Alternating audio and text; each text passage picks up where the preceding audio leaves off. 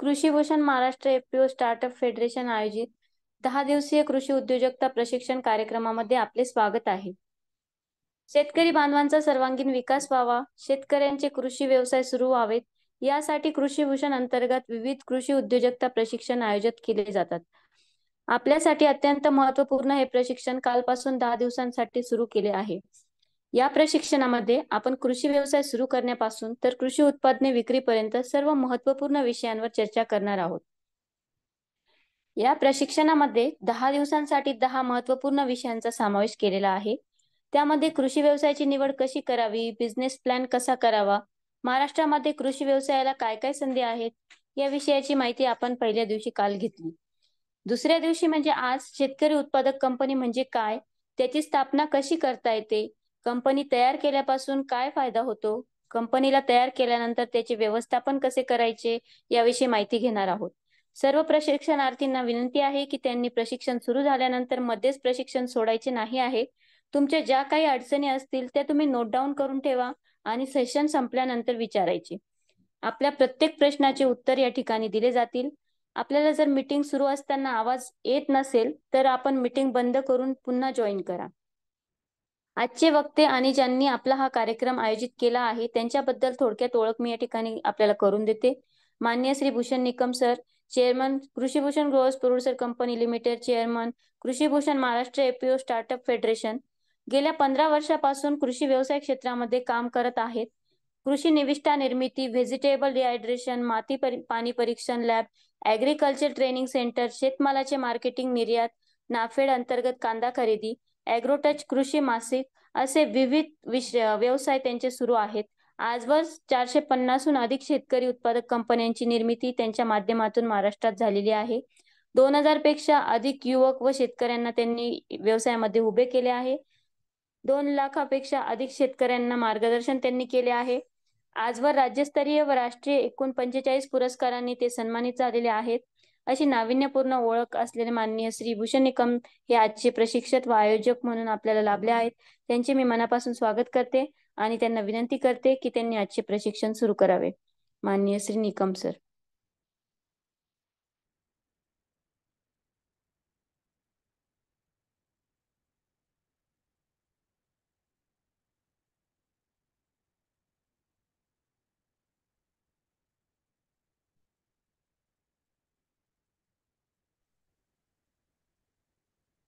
धन्यवाद मॅडम. नमस्कार.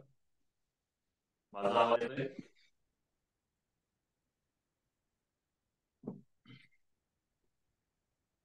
दहा दिवसीय कृषी उद्योजकता प्रशिक्षण कार्यक्रमामध्ये आपलं सर्वांचं स्वागत आहे. कालपासून आपण हे 10 दिवसाचं प्रशिक्षण या ठिकाणी सुरू केलेलं आहे. बऱ्याच वेळा ऑफलाईन सेशन मध्ये नाशिकमध्ये जे आमचे प्रोग्राम होतात त्या ठिकाणी काही व्यक्तींना येता येत नाही, शेतकऱ्यांना. त्यामुळे आपण हे ऑनलाईन सेशन आयोजित केलेलं आहे, जेणेकरून आपल्याला आपल्या ठिकाणी राहून सुद्धा आपल्या मोबाईलमध्ये हे प्रशिक्षणाचा लाभ घेता येईल. आजचं हे जे प्रशिक्षण आहे हे आजचा महत्त्वपूर्ण विषय आहे, तो म्हणजे एखादा नवीन व्यवसाय सुरू करायचा असेल तर त्यामध्ये शेतकरी उत्पादक कंपनी याची स्थापना कशी करता येऊ शकते, या कंपनीच्या माध्यमातून आपल्याला काय करता येऊ शकतो, कंपनी नक्की काय आहे, त्याची स्थापना प्रोसेस कशी असते, ती कुठे रजिस्टर होते, यासाठी किती खर्च येतो आणि कंपनी तयार केल्यानंतर आपल्याला शासनाकडून कोणकोणते बेनिफिट मिळू शकतात, या सर्व विषयांवरती आज आपण चर्चा करणार आहोत. खरं तर हे विषय ऑलरेडी बऱ्याचशा मागच्या 2-3 वर्षामध्ये सोशल मीडियाच्या माध्यमातून किंवा वृत्तपत्रांच्या माध्यमातून बऱ्यापैकी आपल्याला माहिती झाली आहे की फार्मर प्रोड्युसर कंपनी नक्की काय आहे. आणि खूप मोठ्या प्रमाणात फार्मर प्रोड्युसर कंपन्या तयार देखील होत आहेत. परंतु फक्त फार्मर प्रोड्युसर कंपन्या तयार होऊन चालणार नाही, तर त्या कंपन्या सस्टेन झाल्या पाहिजेत. त्या कंपन्या व्यवस्थित व्यवसायामध्ये रूपांतरित झाल्या पाहिजेत. व्यवसायामध्ये रूपांतर झाल्यानंतर त्यांना एक चांगला व्यवसाय करता आला पाहिजे, त्यांना मार्केटिंग करता आली पाहिजे. शेतकरी उत्पादक कंपन्यांच्या माध्यमातून फक्त स्वतःचा विकास न करता अनेक शेतकऱ्यांचा सुद्धा फायदा झाला पाहिजे. त्या अनुषंगाने आपल्याला काम करणं गरजेचं आहे. आणि त्यासाठीच कृषीभूषणच्या माध्यमातून मागच्या 3-4 वर्षामध्ये जर आपण बघितलं तर संपूर्ण महाराष्ट्रामध्ये आम्ही 550हून अधिक शेतकरी उत्पादक कंपन्यांची नोंदणी केलेली आहे. फक्त नोंदणीच नाही तर त्या कंपन्यांना व्यवसायामध्ये रूपांतरित केलेले आहे आणि त्या कंपन्यांना आवश्यक असलेलं बिझनेस प्लॅन पासून project report, bank loan, subsidy, market linkage, licensing, सर्व काही कपॅसिटी बिल्डिंग रिलेटेड सर्व काम आपण करत असतो. आज या ठिकाणी शेतकरी उत्पादक कंपनीची माहिती घेण्यापूर्वी सुद्धा आपल्याला नक्की कृषी व्यवसाय क्षेत्रामध्ये किंवा महाराष्ट्रामध्ये आपल्याला कोणकोणत्या विषयांची संधी आहे त्या गोष्टी सुद्धा समजून घेणं गरजेचं आहे. आणि त्याचबरोबर मग ही शेतकरी उत्पादक कंपनी नक्की कशी होते, ज्यांच्या ऑलरेडी असतील त्यांना सुद्धा आपल्याला पुढे कसं घेऊन जाता येऊ शकतो, या सर्व विषयांची माहिती पुढच्या 1 तासामध्ये आपण बघणार आहोत. आणि त्यानंतर तुमचे जे काही प्रश्न असतील, अडचणी असतील, त्याच्यावरती सुद्धा आपण बोलणार आहोत. तर आपण सुरू करूया आजचं प्रेझेंटेशन. माझी जी काही माहिती आहे ती मी प्रेझेंटेशनच्या माध्यमातूनच तुम्हाला दाखवणार आहे, त्याच्यामुळे तुम्हाला ती माहिती बघितल्यानंतर लक्षात राहील, हा त्यामागचा उद्देश असतो.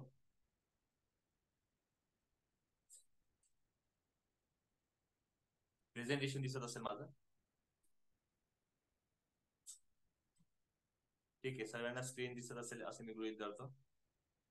तर आजचा जो काही विषय आहे आपला, की महाराष्ट्रामध्ये आपण कृषी क्षेत्रात काम करत असताना आपल्याला नक्की ऍग्रिकल्चर इंडस्ट्रीमध्ये काय काय संधी आहेत आणि त्या संधींसोबत आपल्याला फार्मर प्रोड्युसर कंपनीच्या माध्यमातून कसं काम करता येऊ शकतो. दोन्ही विषय महत्वपूर्ण आहेत आपल्याला. कोणाला आवाज येत नाहीये? सर्वांना आवाज येतो का? चॅटबॉक्स मध्ये येस नो करा पुन्हा. एखाद्या व्यक्तीला येत नसेल तर त्याचा मोबाईलचा प्रॉब्लेम असू शकतो. येतोय ना आवाज? Okay, thank you. ज्यांना येत नाही त्यांनी लेफ्ट व्हा मीटिंग आणि पुन्हा जॉईन करा, म्हणजे आपोआप आवाज येईल. Okay, thank you. सो आजचा विषय जो आहे तो आपण सुरू करणार आहोत. तत्पूर्वी काल इंट्रोड्यूस केल्याप्रमाणे आम्ही काय काय कामं करतो या सर्व गोष्टी काल इंट्रोडक्शन केलेल्याच आहेत. कृषी भूषण ग्रोअर्स प्रोड्युसर कंपनीच्या माध्यमातून आपण माती पाणी परीक्षण ही प्रयोगशाळा एक आमची आहे, त्याच्या माध्यमातून शेतकऱ्यांना सुविधा देतो. कृषी निविष्ठा म्हणजे शेतकऱ्यांना जे काही औषधं लागतात, खतं, औषधं, बियाणे, त्या सुद्धा गोष्टी आम्ही प्रोव्हाइड करतो. शेतीविषयक वेगवेगळ्या विषयांबद्दल आणि कृषी उद्योजकता या दोन्ही विषयांवरती आम्ही मार्गदर्शन करत असतो. फार्मर प्रोड्युसर कंपनी रिलेटेड सर्व काही काम करतोय. शेतमालाचं निर्जलीकरण म्हणजे व्हेजिटेबल डिहायड्रेशन मध्ये काम करतो. शेतमालाची निर्यात, एक्सपोर्ट, मार्केटिंग याच्यामध्ये काम करतो. कृषी मासिकामध्ये काम करतो. विविध पुरस्कार वितरण सोहळ्यामध्ये आम्ही काम करतो. ऍग्रिकल्चर ट्रेनिंग सेंटर मध्ये काम करतो. आणि स्मार्ट आणि मॅग्नेट नावाचे जे 2 प्रोजेक्ट आहेत आता गव्हर्नमेंटचे, त्याच्यामध्ये सुद्धा आम्ही काम करत आहोत. आजचा आपण जो काही विषय आहे ती माहिती घेण्यापूर्वी आपली ऍग्रिकल्चर प्रोफाईल काय आहे ही गोष्ट सुद्धा आपण समजून घेऊया. म्हणजेच आपण महाराष्ट्रामध्ये राहतो आणि महाराष्ट्रामध्ये राहत असताना आपल्या महाराष्ट्रामध्ये जे काही कृषी क्षेत्रात माहिती आहे किंवा कृषी क्षेत्रामध्ये आपलं जे काही स्थान आहे त्या गोष्टी थोडं समजून घेऊया. या ठिकाणी डाळिंब, द्राक्ष आणि कांदा हे जे काही 3 मुख्य पिकं आहेत आपल्या महाराष्ट्रामध्ये, याच्यामध्ये आपण एरिया आणि प्रोडक्शन या दोन्ही गोष्टींमध्ये आपण प्रथम क्रमांकावरती आहोत. ऑरेंज मध्ये आपण 3ऱ्या क्रमांकावरती आहोत. त्याचबरोबर बनाना म्हणजे केळी या पिकामध्ये आपण 3ऱ्या क्रमांकावरती आहोत. टोमॅटो मध्ये 7व्या क्रमांकावरती आहोत. म्हणजे हे जे काही गोष्टी सांगतोय मी तुम्हाला, ह्या गोष्टींमध्ये आपण प्रथम क्रमांकावरती किंवा चांगल्या मोठ्या स्थानावरती आपण महाराष्ट्रात आहोत. त्यामुळे सुद्धा आपल्याला ही एक अपॉर्च्युनिटी आहे की आपण या क्षेत्रामध्ये चांगलं काम करत आहोत. नंतर आपण बघूया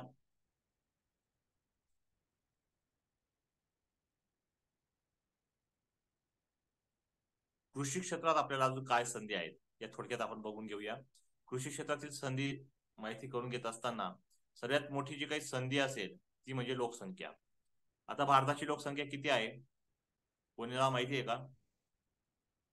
आपण जे जॉईन झाले आहेत त्यांनी थोडस कमेंट्स करा बरं चॅट बॉक्स मध्ये की भारताची लोकसंख्या किती आहे, इंडियाचं पॉप्युलेशन किती आहे.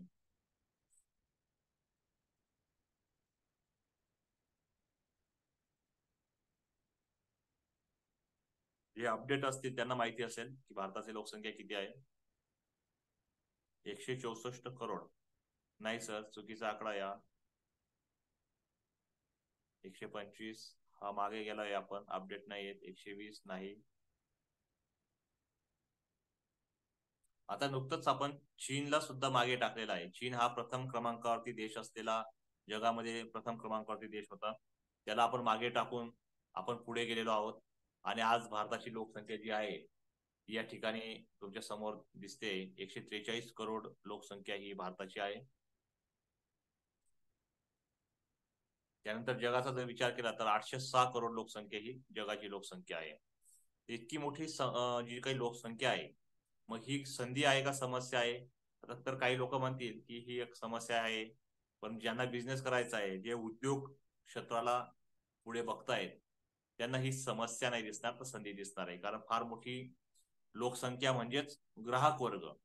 आज जर समजा जपान आणि चायना हे दोन देश आहेत, हे देश भारताकडे बघताना एक ऑपॉर्च्युनिटी म्हणून बघतात. कारण काय, एवढी मोठी लोकसंख्या असलेला देश भारत आहे आणि ह्या भारताला आपण काहीही विकू शकतो किंवा आपण याच्यामधून खूप मोठा बिझनेस करू शकतो असं चायनाला वाटतं. आणि नुसतं वाटतच नाही, तर त्या संधीचा फायदा सुद्धा घेत आहेत. त्याच्यामुळे ही जी काही लोकसंख्या आहे ही एक आपल्यासाठी अपॉर्च्युनिटी आहे. भारताची लोकसंख्या 143 करोड आहे आणि आपण ऍग्रिकल्चर देश म्हणून आपला ओळख आहे. म्हणजे काय की कृषी क्षेत्रामध्ये आपण शेतमालाचं उत्पादन करतो आणि ही एक आपल्यासाठी खूप मोठी अपॉर्च्युनिटी की एवढा मोठा ग्राहक वर्ग हा भारतामध्ये आहे आणि एवढ्या मोठ्या भारताला जे काही ग्राहक वर्ग आहे तेवढ्यांना रोज 2 वेळेला खायला जे अन्न लागतं ते आपण तयार करतोय, शेतकरी तयार करतोय. त्याच्यामुळे ही एक खूप मोठी अपॉर्च्युनिटी आपल्यासोबत आहे. दुसरी जी अपॉर्च्युनिटी ती म्हणजे उत्पादकता, म्हणजे प्रोडक्टिव्हिटी.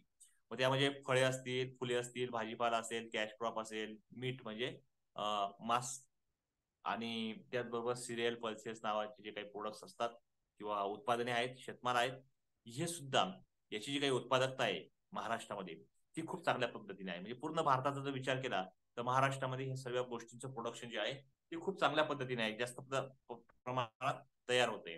त्याचबरोबर नैसर्गिक वातावरणाचा आपण जर विचार केला तर नैसर्गिक वातावरण महाराष्ट्रामध्ये जे आहे ते इतर राज्यांपेक्षा चांगलं आहे. म्हणजे त्याच्यामध्ये क्लायमेट्स असेल, सॉइल असेल, एन्व्हायरमेंट असेल, म्हणजे जे काही माती आहे, समजा माती समजा आता दिवसेंदिवस थोडी खराब होत चाललेली आहे. कारण जमिनीचा पोत बिघडत चाललेला आहे आणि त्याला कारणीभूत आपणच आहोत. अतोनात प्रमाणात रासायनिक खते वगैरे या सगळ्या गोष्टी वापरतोय. परंतु तरी देखील काही राज्यांपेक्षा आपला जो महाराष्ट्र राज्य आहे तो चांगल्या पद्धतीने आजही आहे. कारण आपण बाकीच्या राज्यांचा विचार केला, समजा राजस्थानचा विचार कराल तुम्ही, तर तिथं जमीन चांगली नाहीये. गुजरातमध्ये सुद्धा एवढी जमीन चांगली नाहीये. कम्पेअरली महाराष्ट्रामध्ये चांगली जमीन आहे. परिणामी चांगल्या पद्धतीने उत्पादन आपण घेऊ शकतो. इव्हन आपल्या महाराष्ट्रामध्ये सर्व प्रकारचे क्रॉप्स येतात. म्हणजे भाजीपाल्यामध्ये सर्व घेता येईल. फळ्यांमध्ये आता समजा ड्रॅगन फ्रूट, सफरचंद, हे जे काही पिकं होते हे बाहेरच्या देशांमध्ये, बाहेरच्या राज्यांमध्ये होत होते, ते आता महाराष्ट्रामध्ये होत आहेत. ही एक अपॉर्च्युनिटी आहे. किंवा जे काही एक्झोटिक व्हेजिटेबल्स आहेत, ब्रोकोली वगैरे, हे जे काही पिकं आहेत, ही पिकं सुद्धा आपल्या महाराष्ट्रामध्ये होत आहेत. त्यामुळे हे जे काही नैसर्गिक वातावरण आहे हे सुद्धा आपल्यासाठी अनुकूल असल्यामुळे आपल्यासाठी एक अपॉर्च्युनिटी आहे. आणि चौथी अपॉर्च्युनिटी आहे ती म्हणजे ट्रान्सपोर्ट सुविधा. दळणवळणाच्या ज्या काही सुविधा आहेत, आज बाकीच्या राज्यांच्या कम्पेअर केलं तर आपल्या रस्ते वाहतूक असेल, समुद्र मार्गाने जी काही वाहतूक असेल, विमानाच्या माध्यमातून जी वाहतूक असेल आणि रेल्वे मार्ग, या 4 गोष्टींच्या ज्या काही वाहतुकीच्या सुविधा आहेत त्या खूप चांगल्या पद्धतीने जोडलेल्या आहेत. आता समृद्धी महामार्ग सुद्धा झालाय आपल्या महाराष्ट्रामध्ये. तर त्यामुळे जो काही ट्रान्सपोर्टिंग टाइम होता तो खूप कमी झालेला आहे. ही सुद्धा आपल्याला सुद्धा मुंबई नागपूरचा जर विचार केला तर जी काही स्पीड आहे किंवा जो वेळ लागतोय तो खूप कमी झालाय. त्याच्यामुळे ट्रान्सपोर्टिंग मध्ये आपल्याला जे काही पेरिशिबल व्हेजिटेबल्स असतील, फळं असतील, ते आपल्याला इझिली लवकरात लवकर बाहेर पाठवता येतात. किंवा बाहेरच्या देशांमध्ये एक्सपोर्ट करायचं आहे आपल्याला, तर विमानाच्या माध्यमातून, समुद्राच्या माध्यमातून कनेक्टिव्हिटी चांगल्या मिळालेल्या आहेत. त्यामुळे ही ट्रान्सपोर्ट सुविधा ही सुद्धा एक अपॉर्च्युनिटीच्या बाबतीत हा एक महत्वपूर्ण फॅक्टर आहे. हे 4 महत्वाचे फॅक्टर लक्षात ठेवा. लोकसंख्या, भारताची लोकसंख्या ही 143 करोड आहे. उत्पादकतामध्ये आपण सर्व प्रकारे सर्व भाजीपाला, फळे उत्पादित करत आहोत. नैसर्गिक वातावरण चांगलं आहे आणि ट्रान्सपोर्ट सुविधा सुद्धा चांगल्या पद्धतीने आहे. या 4 जे फॅक्टर आहेत हे आपल्यासाठी अपॉर्च्युनिटी मध्ये खूप मोठ्या प्रमाणात काम करतोय.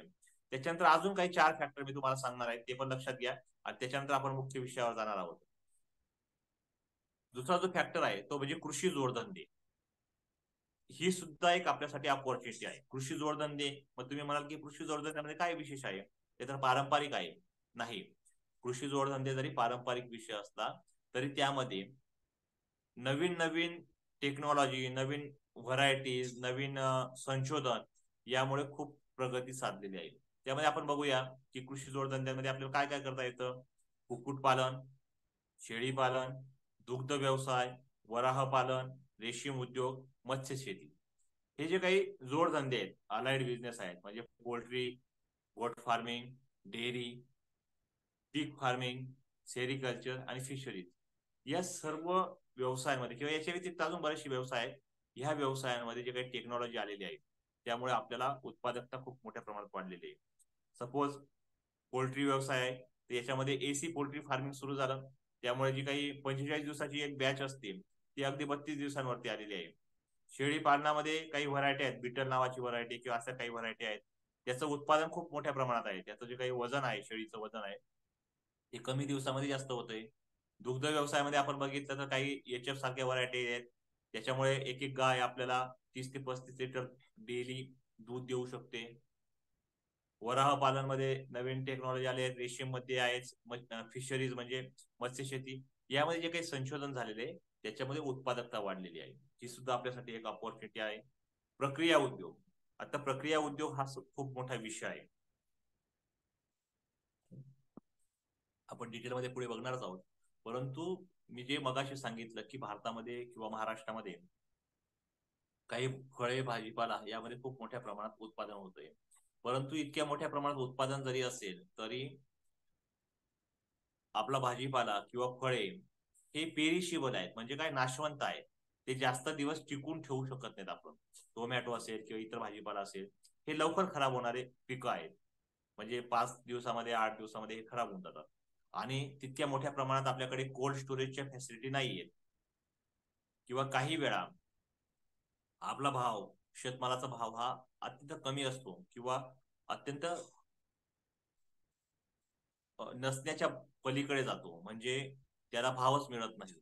अशा वेळेस जो काही शेतमाल आहे, ट्रान्सपोर्टिंग सुविधा किंवा स्टोरेज सुविधा यामुळे साधारणतः जो काही शेतमाल पिकतोय त्याच्यामध्ये 30 ते 35% शेतमाल हा खराब होतोय. साधारणतः 45,000 ते 50,000 करोडचं दरवर्षी नुकसान होतंय. आता जिथं जिथं आपल्याला नुकसान दिसतंय किंवा चुकीच्या गोष्टी दिसत आहेत, त्या चुकीच्या गोष्टींमध्ये किंवा नुकसानीमध्ये सुद्धा किंवा शेतकऱ्यांच्या ज्या काही गरजा आहेत, शेतकऱ्यांचा काही नुकसानीचा पार्ट असेल किंवा ग्राहकांच्या ज्या काही गरजा आहेत, याच्यातून आपल्याला उद्योगधंद्यामध्ये संधी शोधायची आहे. म्हणजे आता समजा इतक्या मोठ्या प्रमाणात माल नाशतोय किंवा खराब होतोय, तर तिथं आपण प्रक्रिया उद्योगामध्ये काम करू शकतो. ज्युसेस, जाम, जेली, केचप अशा गोष्टी आपण सुरू करू शकतो. त्याचबरोबर आपण डिहायड्रेशन हा जो काही विषय आहे, म्हणजे शेतमालाचं निर्जलीकरण करणे, या विषयावरती सुद्धा खूप मोठं काम करू शकतो. आम्ही स्वतः या व्यवसायामध्ये काम करतो, व्हेजिटेबल डिहायड्रेशन मध्ये. त्याच्यामध्ये आपण भाजीपाला, फळे, औषधी वनस्पती, मशरूम पावडर अशा विविध विषयांवरती आपण डिहायड्रेशन म्हणजे शेतमालाचं निर्जलीकरण करू शकतो. आता आमचं एक युनिट आहे ज्यामध्ये शेतमाल निर्जलीकरण करत असताना आम्ही मोरिंगा पावडर, म्हणजे काय, की शेवगाचा जो काही कोवळा पाला असतो त्या कोवळ्या पाल्यापासून आम्ही पावडर तयार करतो. त्याला मोरिंगा पावडर म्हणतात. शेवगाच्या पाल्यापासून जी पावडर तयार होते त्याला. आणि ती पावडर बाजारात विकताना डोमेस्टिक मध्ये आणि एक्सपोर्ट मध्ये आम्ही काम करतो. म्हणजे जर्मनी या देशामध्ये आम्ही एक्सपोर्ट करतो. तर त्या एक्सपोर्ट करत असताना त्याचा जो काही किलोचा दर आहे तो 1,000 रुपये आहे. आणि इथे डोमेस्टिक मध्ये आम्ही विकत असताना त्याचा दर जो आहे तो जवळपास 1,800 ते 2,000 रुपये किलो आहे. म्हणजे एक साधारण भाजीपाला जो आपल्याकडे इझिली अवेलेबल होतो त्याच्यावरती आपण डिहायड्रेशन प्रोसेस केली, पावडर तयार केली, पॅकिंग केली आणि त्याची व्यवस्थित ब्रँडिंग करून विक्री केली, तर त्याला 2,000 रुपये किलो पर्यंतचा दर मिळू शकतो. म्हणजे इतकं मोठं काम याच्यामध्ये करता येईल. अशा अनेक गोष्टी आहेत डिहायड्रेशन मध्ये. समजा स्पिरुलिना फार्मिंग आहे, मशरूम आहे, याच्यापासून काही मसाले प्रोडक्ट्स आहेत, किंवा औषधी वनस्पतींमध्येच मी मोरिंगा सांगितलं, त्याचबरोबर आपण सफेद मुसळी, हाडसांदी, अश्वगंधा असे जे काही पिकं आहेत या पिकांपासून सुद्धा आपण चांगल्या पद्धतीने काम करून एक मोठा व्यवसाय सुरू करता येऊ शकतो.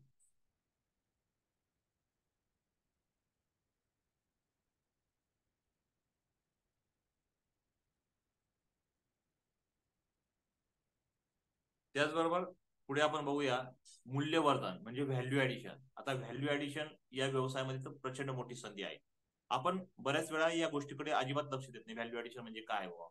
तर एखादा शेतमाल जो समजा आपल्याकडे पिकतोय, गहू असेल, बाजरी असेल, ज्वारी असेल, मका असेल किंवा अजून काही पिकं असतील, याच्यावरती आपण काढणी झाल्यानंतर, हार्वेस्टिंग झाल्यानंतर त्याच पद्धतीने विकून टाकतो. समजा गहू असेल तर आपल्याकडे गहू काढल्यानंतर डायरेक्टली आपण एखाद्या व्यापाऱ्याला विकतो, तर तो साधारणतः 20-22 रुपये 25 रुपयापर्यंत मॅक्झिमम जातो. परंतु तो व्यापारी त्या गव्हाची ग्रेडिंग करतो, बारीक गहू बाजूला, जाड बाजूला, खडे बाजूला करून 30 किलोच्या पॅकिंग मध्ये कट्टे तयार करून ती विक्री करतो. तर तोच गहू 35 रुपये किलो आपल्याला भेटतो. आणि सुपर मार्केट मॉलमध्ये जर गेलं तर 40-45 रुपये पर्यंत गहू मिळतो. म्हणजे आपण 4 महिने कष्ट करून त्याला तेवढा दर मिळत नाही, तेवढा एखादा व्यापारी 8 दिवसामध्ये त्याच्यावर ग्रेडिंग पॅकिंग करून त्याला मिळतोय. परंतु त्याची चुकी आहे का? तर अजिबात नाही. तो त्याला माहिती आहे की कसं विकायचंय, आणि आपल्याला काय माहिती आहे की आपल्याला पिकवायचं कसं आपल्याला माहिती आहे. परंतु विक्री कशी करायची, व्हॅल्यू ऍडिशन कशी करायची, याच्यावर जर समजा आपण काम केलं तर आपल्याला 2 पैसे जास्त मिळू शकतात. त्याच्यामुळे व्हॅल्यू ऍडिशन वरती सुद्धा आपल्याला काम करावं लागणार आहे. आकर्षक पॅकिंग करावे लागतील, लेबलिंग, ब्रँडिंग आणि त्याच्यानंतर मार्केटिंग करणं सुद्धा गरजेचं आहे. आणि या सर्व गोष्टींमध्ये आपल्याला खूप मोठ्या संधी दडलेल्या आहेत, त्या समजून घेणं गरजेचं आहे. आणि त्या जेव्हा समजून घेऊ आपण, त्यावेळेस आपल्याला व्यवसायामध्ये 2 पैसे जास्त मिळू शकतात. किंबहुना शेतीमध्ये सुद्धा शेती करत असताना आपल्याला जास्तचे पैसे मिळू शकतात. त्यामुळे आपण मार्केटिंग आणि निर्यात याच्यावरती सुद्धा आपल्याला फोकस करावा लागेल. मार्केटिंग करत असताना भाजीपाला असेल, फळं असतील, कडधान्य असतील किंवा तेलबिया असतील किंवा शेतीमध्ये जे काही पिकतं येईल, त्या सर्व गोष्टींचं आपल्याला मार्केटिंग करण्यामध्ये स्कोप आहे. इव्हन फार्मर प्रोड्युसर कंपनी आहे किंवा गट शेती आहे किंवा वैयक्तिक तुम्ही शेतकरी आहात आणि तुम्हाला अजून काही व्यवसाय करायचा आहे, तर या सर्व सेक्टरमध्ये आपल्याला काम करता येईल. प्रक्रिया केलेले जे काही पदार्थ असतील, ज्युसेस असेल, जाम, जेली, केचप किंवा अजून काही प्रोडक्ट, बाय प्रोडक्ट्स तयार केलेले असतील किंवा डिहायड्रेशन केलेले प्रोडक्ट्स असतील, याचं आपल्याला मार्केटिंग करता येणार आहे. किंवा याच्यातून आपल्याला मार्केटिंग करण्यासाठी भरपूर काही संधी आहेत. त्याचबरोबर आपण एक्सपोर्ट सुद्धा करू शकतो. ट्रेडिंग मध्ये आपल्याला काम करता येईल. ट्रेडिंग म्हणजे काय की जो काही शेतकरी आहे किंवा इतर काही व्यावसायिक आहेत, हे जे काही उत्पादन तयार करतायत, शेतातली शेतमाल असेल किंवा प्रक्रिया केलेले पदार्थ असतील, तर हे जे काही प्रोडक्ट्स आहेत याचा आपल्याला एक्सपोर्ट करता येतं किंवा ट्रेडिंग करता येतं. या सर्व गोष्टींमध्ये आपल्याला बिझनेस ऑपॉर्च्युनिटी खूप मोठ्या प्रमाणात आहेत. तर याच्यावरती सुद्धा आपल्याला काम करावं लागणार आहे. आता थोडक्यात बघूया की भारताला जे काही अन्न पदार्थाची गरज आहे ती किती असू शकते. मी मगाशी सांगितलं होतं की भारताची लोकसंख्या किती आहे. काही लोक नवीन जॉईन झाले असतील, त्यांना रिपीट होतंय की भारताची लोकसंख्या आता किती आहे. कोणी सांगेल का? मी मगाशी सांगितलं उदाहरण, 143 करोड लोकसंख्या आहे. बरोबर, 143 करोड लोकसंख्या आहे. आणि तेच महाराष्ट्राचा विचार केला तर साधारणतः 13.16 कोटी लोकसंख्या ही महाराष्ट्राची आहे. आणि जगाची विचार केला तर जगाची जी काही लोकसंख्या आहे 806 करोड, त्यापैकी भारताची लोकसंख्या 143 कोटी, म्हणजे 17% वाटा किंवा 17.7% वाटा हा आपला जगाच्या दृष्टीने आहे भारताचा. आणि त्याच्या कम्पेअर केला तर 13 कोटी ही एकट्या महाराष्ट्राची आहे. आता आपण थोडस उदाहरण समजून घेऊया. हे एक्झॅक्ट नाहीये, परंतु थोडक्यात तुम्हाला समजावं यासाठी मी काही गोष्टी सांगतोय की भारताची लोकसंख्या 143 कोटी आहे. आणि भारतामध्ये जे काही कुटुंब संख्या आहे ती साधारणतः एका कुटुंबामध्ये 3 ते 4 लोक असतात, असं गृहीत धरूया आपण. तर आपल्या भारताची जी काही लोकसंख्या आहे 143 करोड, डिवायडेड मी काय केलं की समजा 40 कोटी कुटुंब असतील आपल्या भारतामध्ये, असं आपण गृहीत धरूया. आणि आता मला एक सांगा की आपल्या एका कुटुंबाला, सर्वसाधारण महाराष्ट्रामध्ये आपण सर्व राहत आहेत, महाराष्ट्रातल्या विविध जिल्ह्यांमध्ये आपण सहभागी झालेले आहेत, एका कुटुंबाला दर महिन्याला भाजीपाला, फळे, ग्रोसरी म्हणजे धान्य, किराणा वस्तू, ड्राय फ्रुट्स असेल, दूध असेल, फुले असतील, जे की शेतातून तयार झालेले जे काही शेतमाल आहे, त्या सर्व गोष्टींवरती एका महिन्याला किती खर्च होतो एका कुटुंबाला. समजा तुमचं 4 व्यक्तींचं कुटुंब आहे, तुम्हाला सर्व प्रकारचा किराणा वस्तू, भाजीपाला, फळे, दूध, धान्य या सर्व गोष्टींवरती तुमच्या कुटुंबाला किती खर्च येतो. प्रत्येकाने कमेंट्स करा चॅट बॉक्स मध्ये. एका कुटुंबाला या सर्व गोष्टींवरती किती खर्च येतो? 7,000 रुपये शंकर सर म्हणतायत. अजून प्रत्येकाचा वेगवेगळा राहू शकतो, कारण प्रत्येकाचा लाईफस्टाईल वेगवेगळी आहे, प्रत्येकाच्या गरजा वेगळ्या आहेत. जे शेतामध्ये राहतायत आणि शेतीमधल्या वस्तू स्वतः वापरतायत त्यांना कमी खर्च येईल, परंतु शहरी भागामध्ये जे राहतायत त्यांना तो खर्च जास्त होऊ शकतो. 10,000 रोहन सर म्हणतायत, व्हेरी गुड.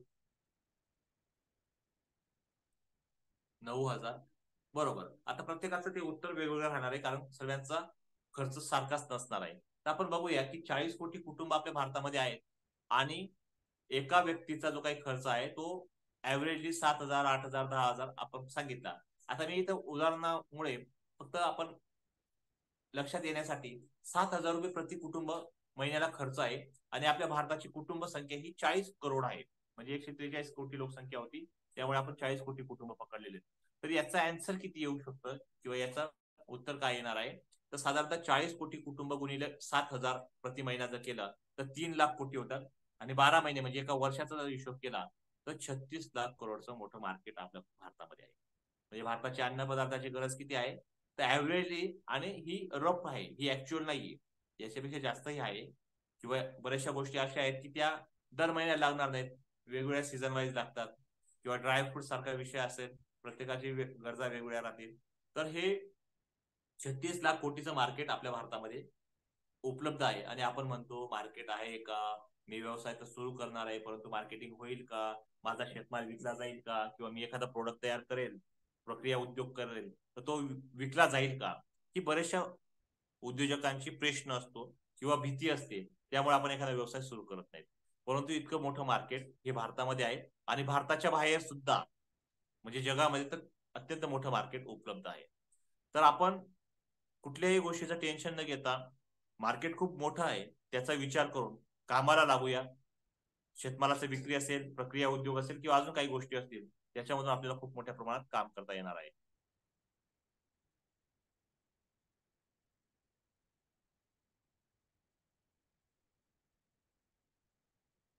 मग आता याच्यामध्ये शेतकरी उत्पादक कंपनी काय करू शकते? शेतकरी उत्पादक कंपनीला आपण व्यवसायामध्ये कसं आणू शकतो, किंवा त्याची स्थापना कशी होईल, त्याच्यानंतर त्याच्या माध्यमातून काय काय कामं करता येतील, किंवा अजून काही कायदेशीर बाबी असतील, या सर्व गोष्टी थोडक्यात आपण या ठिकाणी समजून घेणार आहोत. ज्यांची ऑलरेडी कंपनी आहे त्यांनी सुद्धा लक्षात घ्या, कारण त्यांची कंपनी फक्त तयार होऊन गेली पण त्यांना काही गोष्टी माहितीच झाल्या नाहीयेत की नक्की पुढे काय करायचं. तर त्यांच्यासाठी सुद्धा हा विषय महत्वपूर्ण आहे.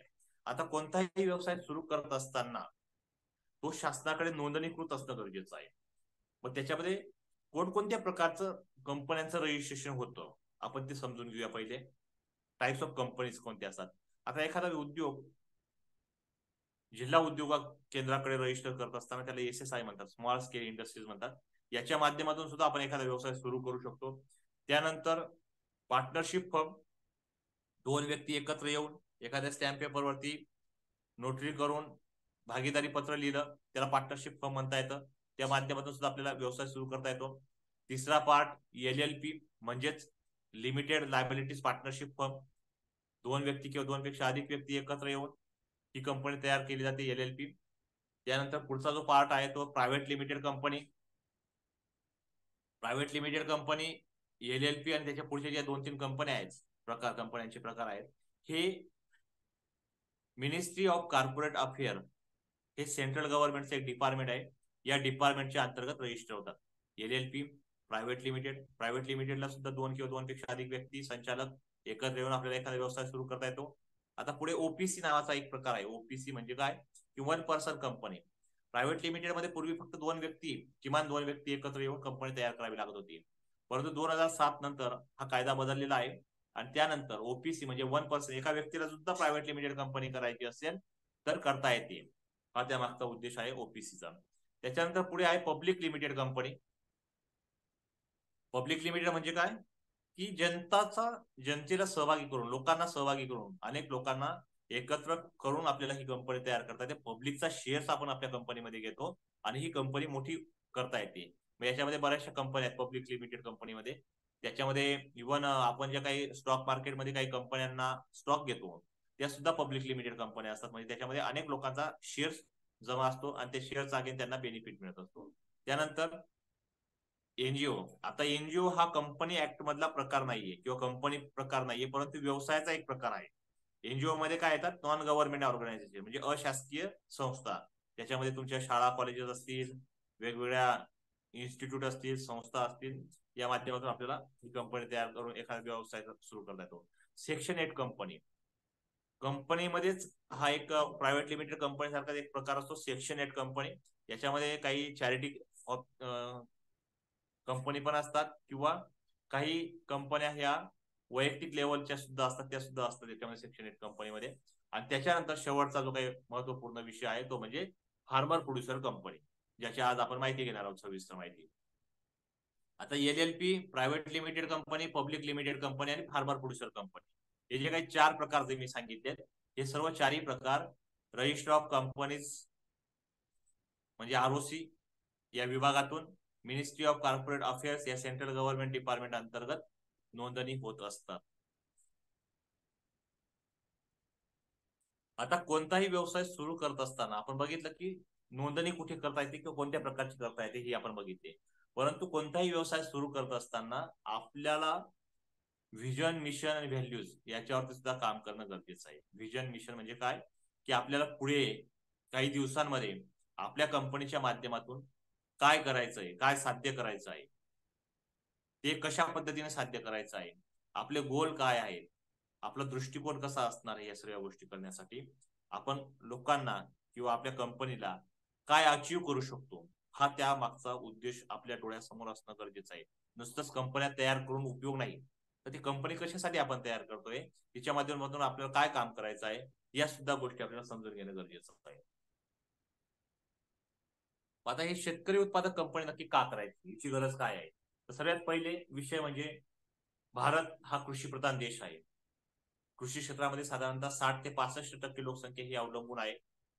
दिवसेंदिवस शेती क्षेत्र घटत चाललेलं आहे. म्हणजे काय होतंय की पूर्वी एखाद्या व्यक्तीकडे 50 एकर शेती असेल, त्याचे 4 भाऊ असतील, तर ती विभागली गेली, 10-10 एकर झाली असेल. पुन्हा 2 भाऊ असतील त्यांचे, तर ते पुन्हा 5 एकरवरती आली, 5 एकरची 2 एकरवरती आली. आता काही ठिकाणी अगदी गुंठेवारीवरती आले, 20 गुंठा, 1 एकर, अर्धा एकर अशी क्षेत्र झालेली आहे.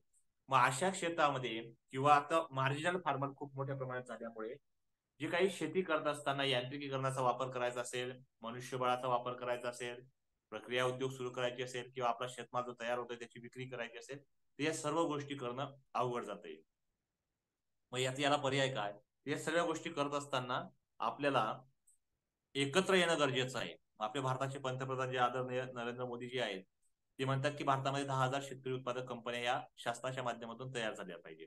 परंतु या गोष्टी शासन जेव्हा म्हणतंय त्याच्या पलीकडे, त्याच्या पुढे जाऊन आपण काम करत आहोत.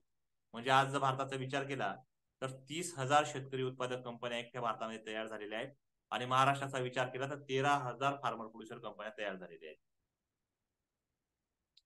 पुढे जे काही काम करायचं आहे हे शेतकरी उत्पादक कंपनीच्या माध्यमातून काम करता येणार आहे. शासनाचा त्याचा मोठा सपोर्ट आहे आणि शेतकऱ्यांनी एकत्र येऊन म्हणजे 20 शेतकरी, 50 शेतकरी, 100 शेतकरी एकत्र येऊन एखादी कंपनी तयार केल्यानंतर त्या शेतकऱ्यांना विविध सुविधा यांत्रिकीकरणाच्या असतील, शेतमालाची विक्री करण्याच्या दृष्टीने असेल किंवा प्रक्रिया उद्योग करण्याच्या दृष्टीने असेल, त्याच्यामधून काम करता येणं गरजेचं आहे. त्यामुळे ही फार्मर प्रोड्युसर कंपनी गरजेची असणार आहे.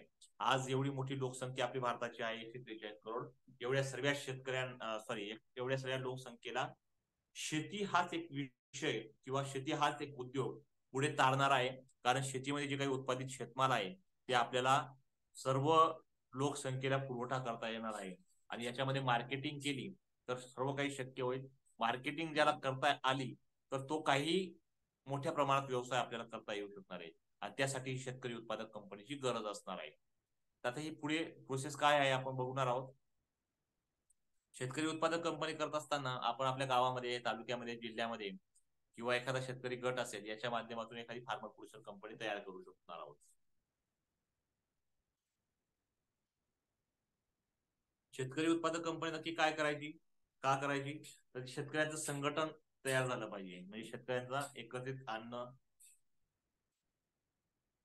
त्याचबरोबर शेतमालाची गुणवत्तापूर्ण उत्पादन म्हणजे उत्पादन तर घेतोय परंतु एक चांगल्या पद्धतीने स्टँडर्डाइज प्रोडक्शन ज्याला म्हणता येतो ते उत्पादन घेण्यासाठी किंवा सेंद्रिय उत्पादन घेण्यासाठी, कृषी निविष्ठा शेतकऱ्यांना उपलब्ध करून देण्यासाठी, शेतमाल जो काही उत्पादित करतोय आपण त्याच्यामध्ये व्हॅल्यू ऍडिशन मूल्यवर्धन करता येणार साठी, त्याचबरोबर जो काही शेतमाल असेल त्याच्यावरती प्रक्रिया उद्योग, वेगवेगळे प्रोसेसिंग युनिट आपल्याला या शेतकरी उत्पादक कंपनीच्या माध्यमातून सुरू करता येऊ शकतात.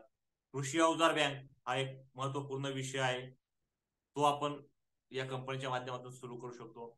शेतमालाची विक्री व्यवस्था म्हणजे मार्केटिंग सिस्टीम डेव्हलप करू शकतो.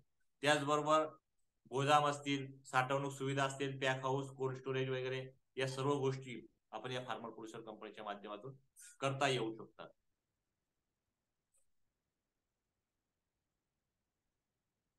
आता ही शेतकरी उत्पादक कंपनी कुठे आणि कशी रजिस्टर होते? तर शेतकरी उत्पादक कंपनी ही मगाशी मी तुम्हाला सांगितलं की ROC रजिस्टर ऑफ कॉर्पोरेशन नवी दिल्ली, इथं ministry of corporate central ministry of corporate affair हे MCA हे सेंट्रल गव्हर्नमेंटचं डिपार्टमेंट आहे. या डिपार्टमेंट अंतर्गत कंपनी कायदा 1956 व 2013 नुसार ही कंपनी नोंदणी होत असते. कंपनी नोंदणी करण्यासाठी जी काही प्रक्रिया असते ही पूर्णपणे ऑनलाईन असते. कुठल्याही प्रकारचं ऑफलाईन आपल्याला कोणत्याही ऑफिसमध्ये जायची गरज नाही किंवा कोणतेही डॉक्युमेंट्स आपल्याला हार्ड कॉपीमध्ये किंवा फिजिकल घेऊन जाण्याची गरज नाहीये. शासनाचं एक वेब पोर्टल असतं, त्या वेब पोर्टलच्या माध्यमातून ही कंपनी नोंदणी करता येते. परंतु जरी समजा प्रोसेस ऑनलाईन असती तरी आपल्याला कुठल्या एखाद्या सायबर कॅफेमध्ये जाऊन आपल्याला ही कंपनी नोंदणी नाही करता येत, तर त्यासाठी CA किंवा CS ची आवश्यकता असते. फार मोठ्या प्रमाणात शेतकरी उत्पादक कंपन्यांची नोंदणी आम्ही सुद्धा करतो. महाराष्ट्रामध्ये आज 450-500 शेतकरी उत्पादक कंपन्या आपण रजिस्टर केलेल्या आहेत. यामध्ये आमचे पूर्ण टीम आहे, CA, CS आणि ऍडमिन सर्व्हिस, साधारणतः 170 लोकांची टीम आपण नाशिक, नागपूर आणि संभाजीनगर या 3 जिल्ह्यांमध्ये काम करतोय आम्ही. इथं 3 जिल्ह्यांमध्ये ऑफिस आहे आणि पूर्ण महाराष्ट्रातील शेतकरी उत्पादक कंपन्या आपण नोंदणी करत असतो, रजिस्टर करतो. आणि नुसत्या रजिस्टरच नाही तर त्या कंपन्यांना पुढे ज्या गोष्टींची गरज असते, capacity building, business plan, project report, bank loan, subsidy, licence, या सर्व गोष्टींसाठी आपण मदत करतो. आता शेतकरी उत्पादक कंपनी कोणाला तयार करता येते? तर तो शेतकरी असला पाहिजे आणि भारताचा नागरिक असला पाहिजे. म्हणजे असा व्यक्ती ज्याच्या नावावर शेती पण आहे आणि तो भारताचा नागरिक आहे, त्याच्या नावावरती 7/12 आहे, अशा व्यक्तीला आपल्याला शेतकरी उत्पादक कंपनी तयार करता येते. आता यासाठी किमान 10 व्यक्तींची गरज असते. 10 शेतकरी, 5 संचालक आणि 5 सदस्य असे एकूण 10 व्यक्तींची गरज असते. यामध्ये एखादी महिला संचालिका असेल तर वेल अँड गुड, म्हणजे चांगली गोष्ट आहे. त्याचबरोबर एखादा SC ST कुटुंबातील एखादा व्यक्ती असेल तर चांगली गोष्ट आहे. किंवा पूर्ण प्लेन महिलांचीच कंपनी आपण करू शकतो किंवा पुरुषांचीच कंपनी करू शकतो. एकाच कुटुंबामधले 2 व्यक्ती नको आहेत.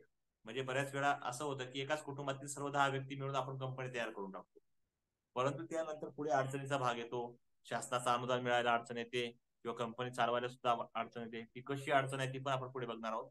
परंतु शक्यतो एका कुटुंबातील 2 व्यक्ती नको आहेत, आणि जर असतीलच तर एका व्यक्तीला संचालक म्हणून ठेवा, एका व्यक्तीला सदस्य म्हणून ठेवा, म्हणजे ते एकाच कुटुंबातील वाटणार नाही.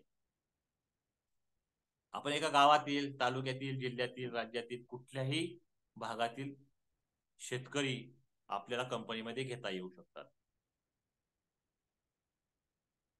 आता पहिली स्टेप काय आहे? तर डॉक्युमेंटेशनच्या अगोदर आपल्याला या कंपनीला नाव ठरवायचं आहे. असं नाव ठरवायचं आहे जे नाव रजिस्टर नसेल. म्हणजे समजा माझ्या कंपनीचं नाव कृषी भूषण आहे, तर तुम्हाला ते नाव घेता येणार नाही. तुम्हाला त्याच्या व्यतिरिक्त वेगळं नाव ठेवावं लागेल. नेम अप्रुव्हल घ्यायचंय आपल्याला, 2-3 नावं ठरवायची आहेत आपल्याला.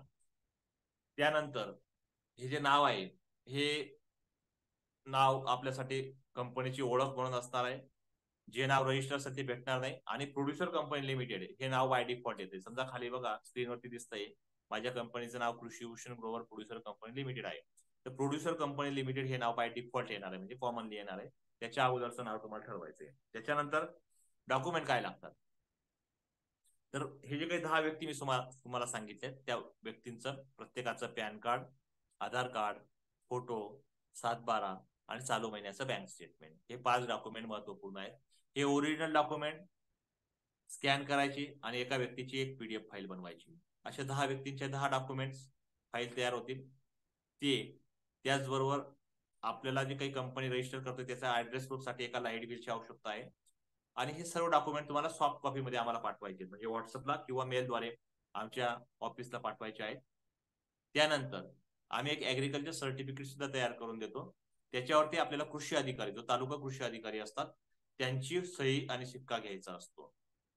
तहसीलदार किंवा तलाठी यांची गरज नाहीये, आपल्याला तालुका कृषी अधिकारी यांची सही घ्यायची असते. आणि ते ऍग्रिकल्चर सर्टिफिकेट सुद्धा आम्ही तयार करून देतो. तुम्हाला कुठेही तयार करायचं नाहीये, त्यासाठी कोणाकडेही जायची गरज नाही. आणि सर्व 10 व्यक्तींचं मोबाईल नंबर आणि ईमेल आयडी सुद्धा आपल्याला लागतात. तर हे सर्व डॉक्युमेंट आपल्याला महत्वपूर्ण आहेत. त्यानंतर डीन नंबर म्हणजेच डायरेक्टर आयडेंटिफिकेशन नंबर प्रत्येक 5 व्यक्तींचं जे आहेत त्यांचा डीन नंबर तयार होतो. त्यानंतर डिजिटल सिग्नेचर, हे तुम्हाला इथं स्क्रीनवरती दिसतंय बघा, हे जे डोंगर आहे हे डोंगर म्हणजे डिजिटल सिग्नेचर असते. याच्यामध्ये काही नाही, एक व्हिडिओ तयार होतो, आमची टीम सांगते त्या पद्धतीने तो व्हिडिओ तयार करायचा असतो. त्याच्यामध्ये आपलं नाव, आधार कार्ड, पॅन कार्ड सांगायचं असतं आणि ती एक डिजिटल सिग्नेचर तयार होते आणि ती आपल्याला कंपनी नोंदणीसाठी, ऑडिटसाठी, जीएसटी साठी किंवा इतर लिगल कंप्लायन्ससाठी यूज होत असते. तर ही डिजिटल सिग्नेचर सर्व 10 व्यक्तींची करावी लागते. ही सुद्धा ऑनलाईन प्रक्रिया असते, कुठेही जायची गरज नाही, घरी बसून आपण करू शकतो. आमची टीम सांगते त्या पद्धतीने तुम्हाला करायचं आहे. त्यानंतर एमओए आणि एओए म्हणजे काय? ठराव आणि घटना. आपण मराठीत म्हटलं तर ठराव आणि घटना आपल्याला तयार करायची असते. ती आम्ही आमच्या ऑफिस तयार करून देतो, तुम्हाला त्याच्यावरती फक्त सह्या करायच्या असतात. ऍग्रिकल्चर सर्टिफिकेट आम्ही तयार करून देतो, त्याच्यावर तुम्हाला सह्या करायच्या असतात कृषी अधिकाऱ्याच्या. त्याचबरोबर हे सर्व डॉक्युमेंट, डी नंबर, डीएससी वगैरे सर्व तयार झालं, हे फायनल सबमिशन आपण एमसीए पोर्टलला करत असतो आणि हे पोर्टलला सबमिट केल्यानंतर आपली कंपनी रजिस्टर होत असते. त्याचबरोबर आपल्याला शेअर्स अलोकेट करायचे आहेत. आता शेअर्स अलोकेट करणं म्हणजे काय, की 10 व्यक्ती आहेत, सर्वांना 10% आपल्याला शेअर्स अलोकेट करायचे. पेडअप कॅपिटल समजा सुरुवातीला आपल्याला 1,00,000 रुपये असतात, तर त्याचे 10 भाग केले तर किती होईल? 10,000 रुपये. एका व्यक्तीला 10,000 शेअर्स, 10,000 किमतीचे शेअर्स तयार होतील. एका शेअरची किंमत ही 10 रुपये असते. 10,000 शेअर्स डिवायडेड 10 केले तर 1,000 शेअर्स हे प्रत्येकाला येत असतात. आणि हे कंपनी तयार झाल्यानंतर आपल्याला जे काही बँकेत अकाउंट ओपन करायचे, त्याच्यानंतर 1,00,000 रुपये आपल्याला आपल्याच बँक खात्यामध्ये आपल्या अकाउंटवर जमा करायचे आहेत. ते कोणालाही द्यायचे नाहीये किंवा ते डिपॉझिट पण नाहीये. ते तुमचे शेअर्स आहेत, ते तुम्हाला नंतर यूज पण करता येतात किंवा वापरता पण येतात. परंतु आपली कंपनी तयार झाल्यानंतर हे बँकेत जमा करणं गरजेचं असतं. बँक अकाउंट कुठे ओपन करायचं? तर कोणत्याही नॅशनलाइज बँकेत किंवा प्रायव्हेट बँकेत तुमच्या गावामध्ये तालुक्यामध्ये ते अकाउंट ओपन करायचं आहे. त्या अकाउंट ओपन करण्याची प्रोसेस सुद्धा आम्ही करून देतो. तुम्हाला फक्त तुमच्या बँकेमध्ये डॉक्युमेंट घेऊन जायचे आहेत, बँकेत अकाउंट ओपन होऊन जातं. त्यानंतर पेडअप कॅपिटल किती डिपॉझिट करायचे? मी मागाशी सांगितलं की 1,00,000 रुपये आपल्याला डिपॉझिट करायचे. सहीचे अधिकार कोणाकडे असतील? तर ऑफकोर्स जे काही कंपनीचे संचालक आहेत, 5 संचालक, त्यापैकी 2 व्यक्तींना आपण सहीचे अधिकार देतो. ते पण तुम्ही सांगायचे कोणत्या 2 व्यक्तींना सहीचे अधिकार द्यायचं. त्याचं रिझोल्युशन आम्ही तयार करून देत असतो. ते बँकेत आपल्याला ते लेटर दिलं की आपल्याला ते बँक आपल्या 2 व्यक्तींना सहीचे अधिकार देत असते. त्यानंतर अध्यक्ष, उपाध्यक्ष, सचिव हे पद कोणाला घ्यायचे? तर हे म्युच्युअल आहेत. म्हणजे तुमचे प्रश्न एक 10 मिनिटानंतर विचारा, कारण आपलं आता सेशन संपलं की तुम्ही सगळे प्रश्न विचारा आणि मी तुम्हाला सगळ्यांना आन्सर देतो. ओके. तो पद जे असतं, अध्यक्ष, उपाध्यक्ष, सचिव, चेअरमन, हे जे काही पद असतात, हे पद आपले म्युच्युअल आहेत. म्हणजे म्युच्युअल म्हणजे काय? तुम्ही त्याच्यावर निर्णय घेऊ शकता, त्याला कोणीही बंधन नाही किंवा हे कंपल्सरी पण नाहीये. आपल्या कंपनी तयार करत असताना संचालक आणि सदस्य हे 2च महत्वपूर्ण पद असतात. अध्यक्ष, उपाध्यक्ष हे जे काही पद आहेत ते आपण आपल्या सोयीने तयार केलेले पद असतात. त्यानंतर 7/12 नसेल तर प्रत्येक शेतकरी उत्पादक कंपनीत नोंदणी करत असताना 7/12 आवश्यक आहे. परंतु इन केस एखाद्या व्यक्तीकडे 7/12 स्वतःच्या नावावर नाही आहे, आई वडिलांच्या नावावर आहे किंवा महिला असेल तर त्यांच्या मिस्टरांच्या नावावर आहे, तर तो आपल्याला ग्राह्य धरला जाईल. दुसरा प्रश्न, कुटुंबातील किती सदस्य घेता येतील? तर मी सजेस्ट करेल की एका कुटुंबातील एकच सदस्य असावा. तरी देखील तुमचे 2 व्यक्ती असतील तर एकाला संचालक मध्ये ठेवा, एकाला सदस्य मध्ये ठेवा. संचालक मंडळ चांगलं घ्या, जे काही तुम्ही 10 व्यक्ती घेतायत ते विश्वासू घ्या, काम करणारे घ्या, नॉलेजेबल घ्या, आर्थिक निकष असलेले सुद्धा घ्या. संचालक आणि सदस्य यांना वयाचं बंधन नाही. 18 वर्षाचा पुढील व्यक्ती, कोणताही व्यक्ती संचालक सदस्य राहू शकतो. शेती किती असेल याला बंधन नाहीये. कुठल्या एरियाचा घ्यायचा याला काही बंधन नाहीये. तुम्ही पूर्ण भारतातील कुठलाही व्यक्ती घेऊ शकता. ओके. कंपनी तयार झाल्यानंतर आपल्याला शेतकरी सभासद करणं गरजेचं आहे. गरजेचं आहे म्हणजे तुम्हाला जर समजा शासनाची योजना अनुदान पाहिजे असतील तर शेतकरी आपल्याला महत्वपूर्ण विषय आहे. मग ते शेतकरी किती करायचे? तर कितीही करू शकतात. जेवढा तुम्हाला कंपनी वाढवायची आहे, मोठा व्यवसाय करायचा आहे, तेवढे सभासद जास्त असणं गरजेचं आहे. मग ते किती असायला पाहिजे? तर किमान 250 म्हणजे 250 शेतकरी सभासद असणं गरजेचं आहे. त्यामध्ये बऱ्याचशा शेतकरी उत्पादक कंपन्यांना शासनाच्या योजना किंवा अनुदान मिळू शकतात. हे सभासद तुम्ही तुमच्या गावातील, तालुक्यातील, जिल्ह्यातील, राज्यातील कुठलेही घेऊ शकतात. त्यासाठी एक सभासद फॉर्म असतो. तो फॉर्म आम्ही तुम्हाला तयार करून देत असतो. त्यावरती तुमच्या कंपनीचं नाव टाकून तुम्ही ते प्रिंटिंग करून घ्या. सभासद शेअर्स आम्ही तुम्हाला उपलब्ध करून देतो. त्याचा रेकॉर्ड ठेवा सभासदांचा. त्यांना कोणकोणते फायदे देता येतील त्या सुद्धा गोष्टी आम्ही तुम्हाला माहिती करून देतो. आणि त्याचं एक व्यवस्थित ऍप्लिकेशन किंवा त्याचा डिजिटल स्वरूपात त्याची रेकॉर्ड मेंटेन तुम्ही करू शकता. अशा पद्धतीने तुम्ही शेतकरी सभासद करू शकता. जे काही शेतकरी कंपनी तयार झाली की त्याच्यानंतर तुम्हाला वेगवेगळ्या संचालकांना वेगवेगळ्या कामांची जबाबदारी द्या. सीए ची निवड आम्ही सीए असल्यामुळे आम्ही ते तयार करून देत असतो. प्रत्येकाला रोल अँड रिस्पॉन्सिबिलिटी वाटून द्या, ती कशी द्यायची त्या रिलेटेड सुद्धा आम्ही तुम्हाला ट्रेनिंग देत असतो. सीईओचा रोल काय असतो, मॅनेजरचा रोल काय, ऑफिस स्टाफ, आपल्या जे काही डायरेक्टर असतील त्यांनी काय कामं करायची आहेत, या सर्व गोष्टींसाठी आम्ही तुम्हाला मदत करत असतो. त्याचबरोबर कंप्लायन्सेस हा सुद्धा पार्ट खूप महत्वाचा आहे. कंपनी तयार झाली की वेगवेगळे कंप्लायन्सेस सुरू होत असतात. वर्षभरामध्ये साधारणतः 5-6 वेगवेगळे कंप्लायन्सेस असतात. त्या कंप्लायन्सेस सुद्धा माहिती करून घेणं गरजेचं आहे. ज्यांच्या कंपन्या आमच्याकडे नोंदणी होत असतात त्यांना ऑलरेडी आम्हीच सगळे कंप्लायन्सेस करून देतो. परंतु काही कंपन्या अशा असतील की त्या इतर सीए कडे रजिस्टर झाल्यात, परंतु त्यांना ते सीए सपोर्ट करत नसतील किंवा त्या कंप्लायन्सेस पूर्ण झाले नसतील, तर त्यांना सुद्धा आमच्याकडे कंप्लायन्सेस करता येऊ शकतात. ज्या कंपन्या आमच्याकडे नोंदणीकृत नाहीयेत परंतु त्यांना आमच्यासोबत जुडायचं आहे इतर गोष्टींसाठी, मदतीसाठी, मार्गदर्शनासाठी, तर ते कंपन्या सुद्धा आमच्या सोबत जोडू शकतात. त्यांना एक सभासद फी भरायची असते फक्त वन टाइम. त्या कायमस्वरूपी आमच्या सोबत जुडतात आणि मेंबर झाले की त्यांना कायमस्वरूपी सगळ्या गोष्टींचं मार्गदर्शन, ट्रेनिंग वगैरे मिळत असतं. त्यानंतर कंपनी तयार झाल्यानंतर आपल्याला चांगल्या पद्धतीने काम करता येऊ शकतं. परंतु हे काम करत असताना आपल्याला inputs, mechanisation, value addition, dehydration, food processing, storage facility, marketing, export हे महत्वाचे विषय आहेत. याच्यावरती आपल्याला काम करणं गरजेचं आहे. त्याच्या व्यतिरिक्त तुम्ही अनेक गोष्टी करू शकता, परंतु बेसिक गोष्टी काय आहेत त्या गोष्टींची माहिती घेऊन आपण काम करता येऊ शकतो. आता तुम्ही म्हणाल सर एवढ्या मोठ्या प्रमाणात महाराष्ट्रात कंपन्या तयार झाल्या आहेत. आज महाराष्ट्राचा विचार केला तर 12-13 हजार शेतकरी उत्पादक कंपन्या तयार झाल्या.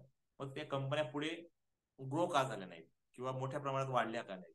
काही ठराविक कंपन्या खूप मोठ्या झाल्यात आणि काही कंपन्या फक्त कागदावरती आहेत. याला कारण काय आहे?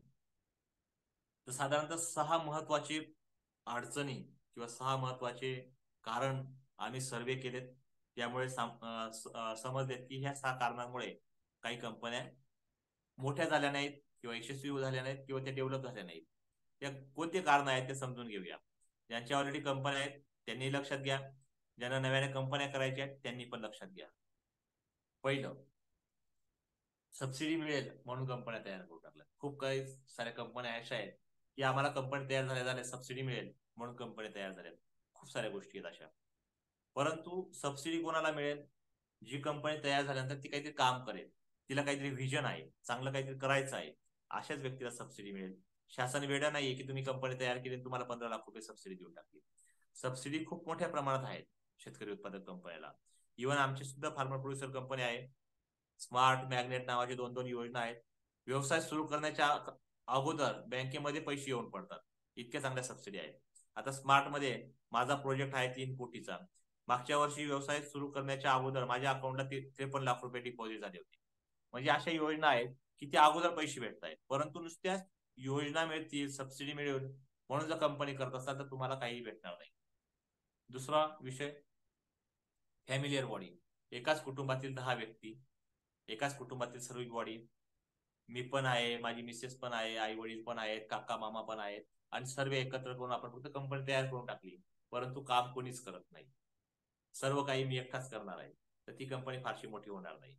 आणि सबसिडी वगैरे शासकीय जो योजना आहेत ते एकाच कुटुंबातील सर्व व्यक्ती 10 व्यक्ती असतील तर त्यांना सुद्धा ती मिळत नाही. त्याच्यामुळे फॅमिलियर बॉडी अवॉइड करायची आपल्याला. पहिलं रिझन आपण बघितलं की सबसिडी इंटेन्शन. दुसरं रिझन जे आहे ते म्हणजे फॅमिलियर बॉडी. फॅमिलियर बॉडी शक्यतो अवॉइड करायची आहे. वेगवेगळ्या कुटुंबातील लोक घ्या, चांगले काम करणारे लोक घ्या, ज्यांच्याकडे आर्थिक परिस्थिती पण चांगली आहे, नॉलेज आहे, मार्केटिंग करणार आहे, अशा व्यक्तींना आपण आपल्या कंपनीमध्ये घेतलं पाहिजे.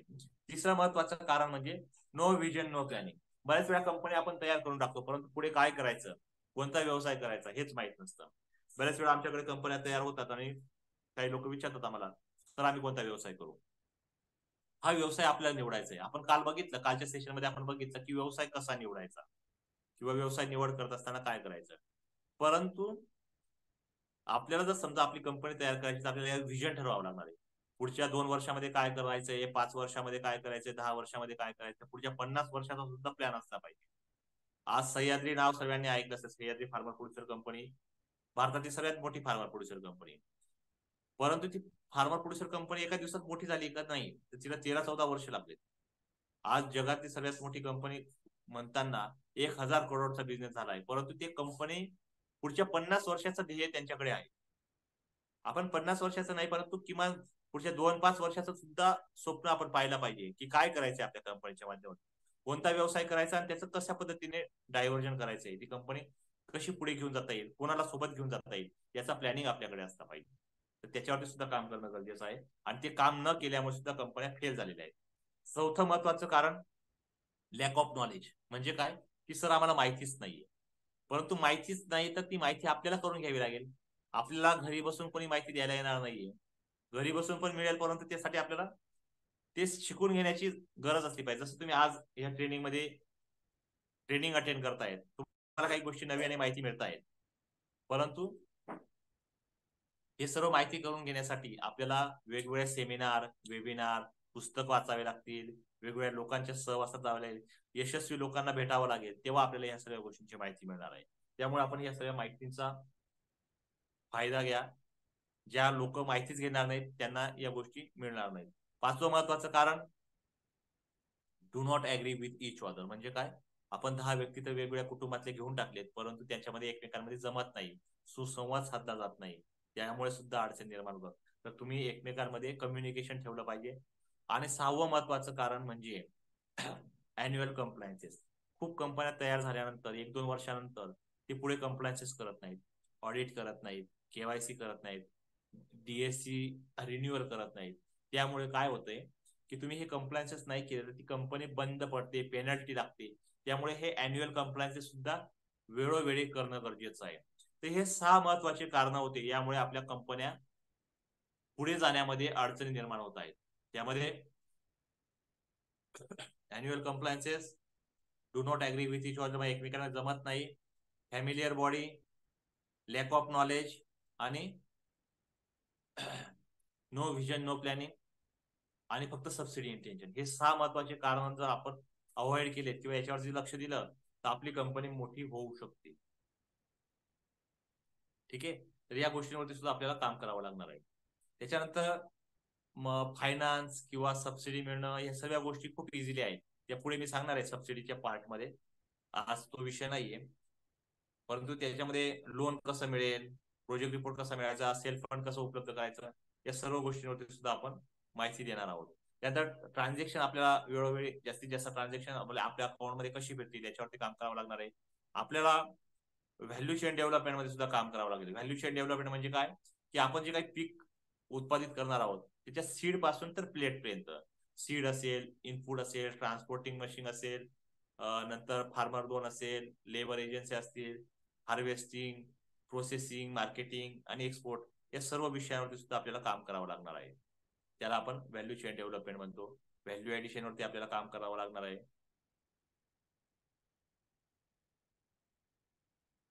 शेतकरी उत्पादक कंपनीला अजून काही लायसन्स वगैरे लागतात का कंपनी तयार झाल्यावर, ते आपण बघूया.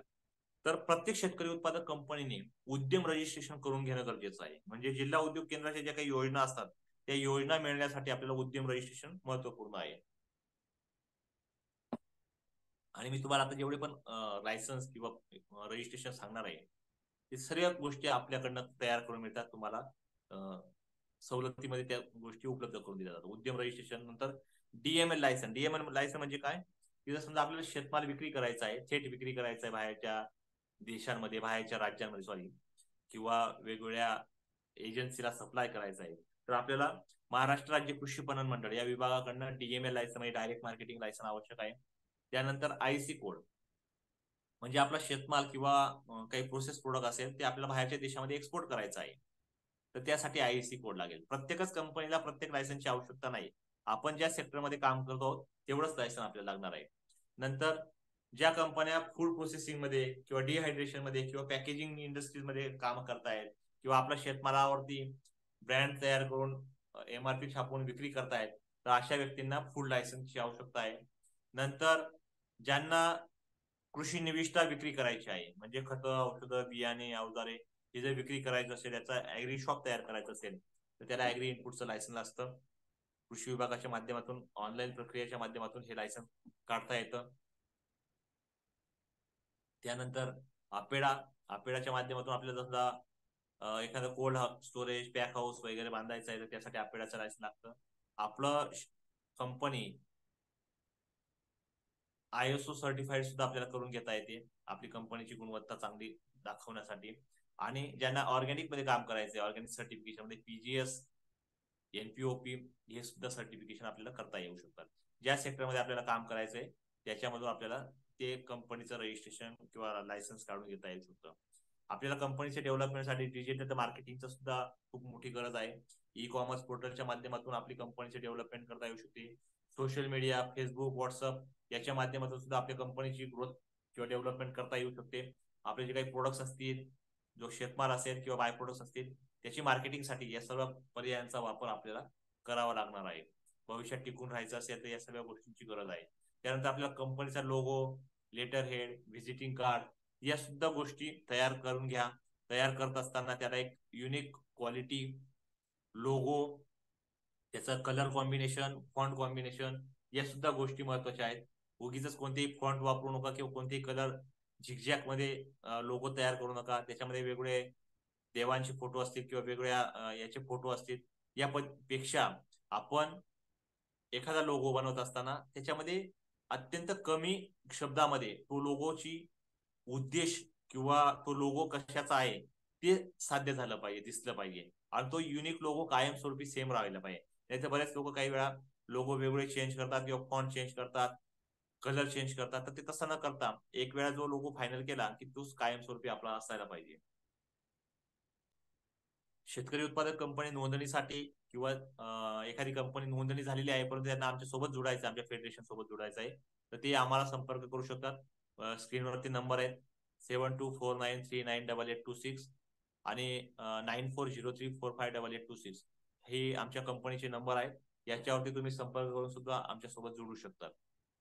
कृषीभूषण.com नावाची एक वेबसाईट आहे, त्या माध्यमातून सुद्धा तुम्हाला काही माहिती मिळू शकते. किंवा कृषीभूषण नावाचं युट्यूब चॅनल सुद्धा आहे, ते सुद्धा तुम्ही सबस्क्राईब करून घेतलं तर तुम्हाला डिटेलमध्ये सर्व माहिती मिळू शकते. आता ही शेतकरी उत्पादक कंपनीसाठी फी किती असते, नोंदणीचं रजिस्ट्रेशन फी किती असते, तर कंपनीचं name approval, digital signature, documentation, DIN number, stamp duty, government fee, CA charge, ROC certificate, कंपनीचं पॅन कार्ड, तुम्हाला कायमस्वरूपी मोफत मार्गदर्शन, संचालकांना आणि शेतकऱ्यांना ट्रेनिंग देणे, कृषी विभागातील विविध योजनांची माहिती तुम्हाला उपलब्ध करून देणे, शेतकरी उत्पादक कंपनीची जी काही पुस्तिका आहे ती उपलब्ध करून देणे, त्याचबरोबर तुम्हाला फेडरेशनचं सभासद करून घेणे, स्मार्ट, नाफेड, मॅग्नेट नावाचे जे काही योजना आहेत या योजनांचं मार्गदर्शन करून तुम्हाला ते कंपनीमध्ये इम्प्लिमेंट करून देणे, 15 लाख रुपयापर्यंत इक्विटी ग्रँट भेटते गव्हर्नमेंट कडनं, ती उपलब्ध करून देणे, अण्णासाहेब पाटील विकास महामंडळाकडनं 15 लाख रुपये बिगर व्याजी कर्ज मिळतं ते उपलब्ध करून देणे, किंवा ॲग्रोमॉल सारखा एक व्यवसाय आपल्या कंपनीच्या माध्यमातून सुरू करणे. आणि एक 45 दिवसाचा ॲग्री क्लिनिक नावाचं आमच्याकडे एक ट्रेनिंग आहे, ते पण मोफत असतं.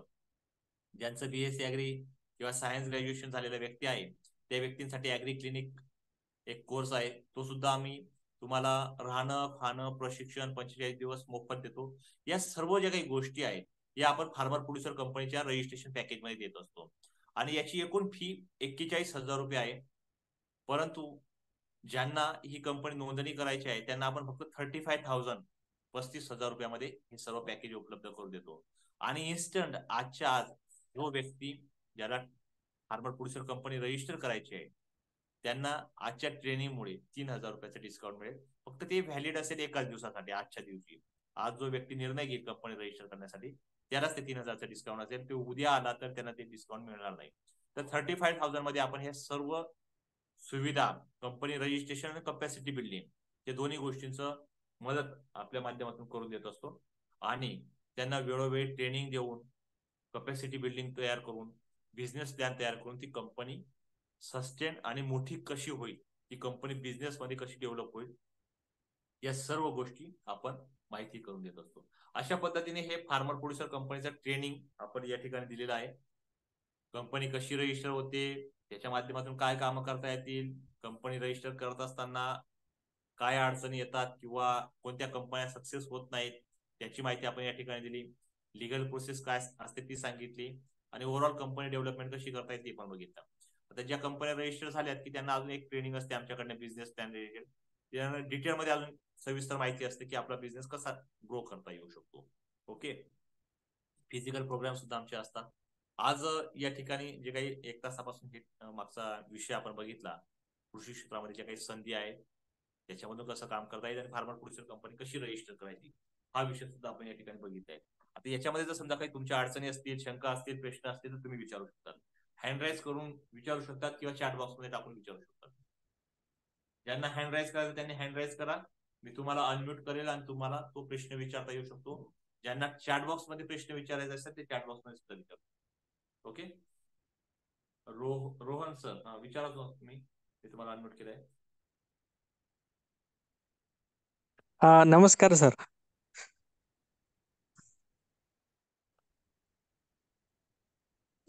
तुमचा आवाज नाही येते सर. येतोय सर, बोला सर. ऍक्च्युली कंपनी लॉस मध्ये जाण्याचं एक मुख्य कारण असं आहे की कम्प्लायन्सेस जास्त प्रमाणात आहेत कंपनीला. म्हणजे माझा थोडा असा अभ्यास आहे त्यामधला झालेला की कंपन्यांचे कम्प्लायन्सेस इतके आहेत की त्याच्यामध्ये सीए फर्म जे आहेत ते खूप मोठे झालेत आणि कंपन्या खूप लॉसमध्ये गेल्यात. 1-1 लाख रुपये एका वर्षाला लोकांना पेड करावं लागतात कम्प्लायन्सेस मध्ये, इन्क्लुडिंग ऑडिट्स वगैरे सगळं भरपूर असतात. जसं कारभार वाढेल कम्प्लायन्सेस सुद्धा वाढणार आहेतच, बरोबर. तर हा एक त्याच्यामधला महत्वाचा एक विषय येतो. आणि दुसरा त्या पलीकडचा विषय मला असं विचारायचं होतं, तर काही आता आमच्याकडे काही प्रॉडक्ट्स आहेत मार्केटिंगसाठी, आपल्याकडनं आम्हाला काय मदत करता येईल, ही खूप महत्वाची मदत तुमच्याकडनं हवी आहे. कंपनीचं नाव सांगा, कुठून बोलताय तुम्ही? मी जामनेरहून बोलतो, जळगाव जिल्हा. गोपद्म fed farmer producer company limited आपली कंपनी आहे. 2021 ला रजिस्टर झालेली आहे. आमच्याकडची आहे का? नाही नाही, ओके. ते नाफेड नाफेड प्रमोटेड आहे सर. 10,000 एपीओ स्कीम मधली आहे. पहिला तुमचा प्रश्न जो होता सर, कंपनी लॉस मध्ये हा. जाण्याचे कारण कंप्लायन्सेस आहे, तर ते तसं नाहीये. कंप्लायन्सेस मुळे कंपनी लॉस जाऊ शकत नाही. कंपनी जर व्यवस्थित बिझनेस केलेला असेल तर कंप्लायन्सेस मुळे लॉस नाही होणार. आणि तुम्ही जे सांगितलं 1 लाख रुपये लागत आहेत, तर 1 लाख रुपये हे तुमच्या सीएने तुम्हाला सांगितलेली कंप्लायन्सची फी असेल, परंतु तेवढी फी लागत नाही.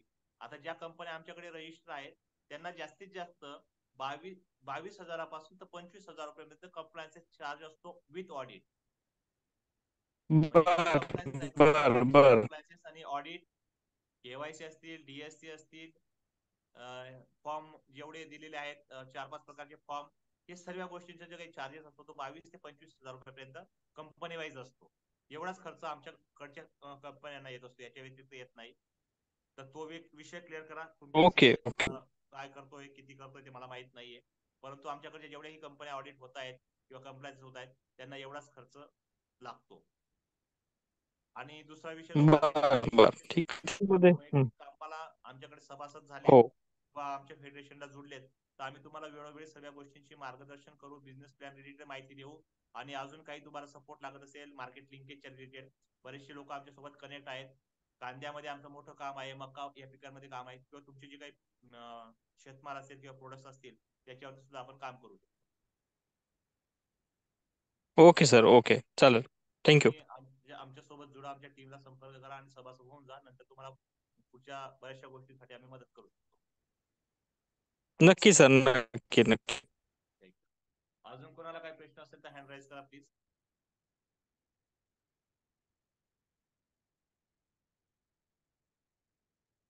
महिला किती पाहिजेत पहिल्या 10 सदस्यांमध्ये? महिला तसे 100% कंपल्सरी आहेत असं नाहीये, परंतु किमान आता काही शासकीय योजना मिळतात किंवा शासकीय योजना मिळण्यासाठी आपल्याला कृषी विभाग असेल किंवा अजून काही डिपार्टमेंट असेल ते सांगतात की तुमच्या कंपनीमध्ये किमान 20% महिला असणं गरजेचं आहे.